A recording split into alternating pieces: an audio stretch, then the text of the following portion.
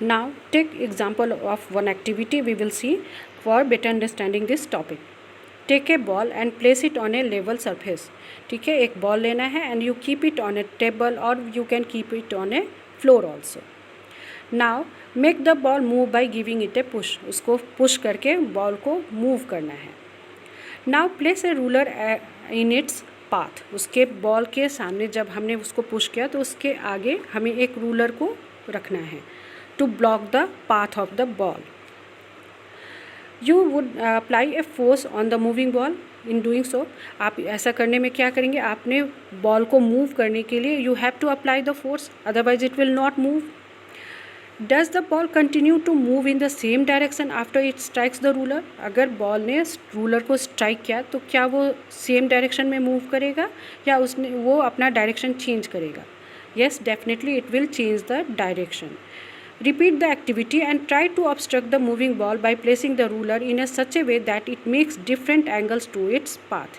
In each case, note your observation about the direction. Here you can see how this ball is changing the direction.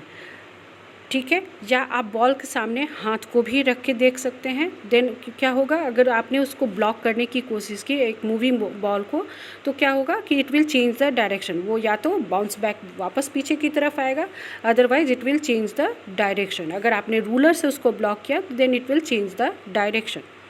तो I mean to से कि अगर हमने किसी भी object को फोर्स अप्लाई करके मूव करा है तो force can change the direction of the object. वो डायरेक्शन को भी चेंज कर सकता है. इट कैन स्टॉप ऑल्सो, वो ऑब्जेक्ट को स्टॉप भी कर सकता है and it can change the direction also. Okay, now force can change the shape of N object. The shape of N object can be altered if some force is applied on it. अगर हम किसी भी object पे force apply करते हैं then it can change the shape also. Depending upon the magnitude of the force that is being applied and the rigidity of the object, the effect of in shape and size can be observe. ठीक है, magnitude of the force, कितने force में हम force कितना apply कर रहे हैं वो भी डिपेंड करता है, और ऑब्जेक्ट के रिजिडिटी पे भी डिपेंड करता है. अगर ऑब्जेक्ट बहुत हार्ड है then we can not change the shape of the object. लेकिन अगर ऑब्जेक्ट सॉफ्ट है तो we can change the shape and size of the object by applying the force. Here are some example. You can see stretching a rubber band.